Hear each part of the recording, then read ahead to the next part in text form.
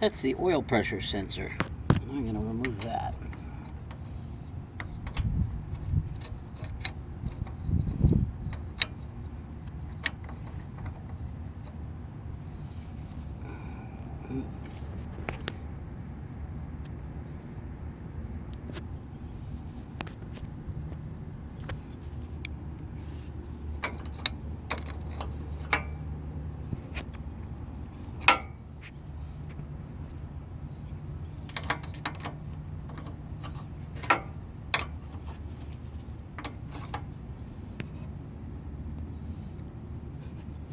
If you ever have the oil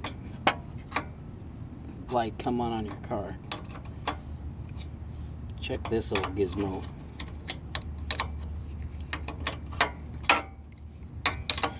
This might be the cause of the problem, the connection to this. All right.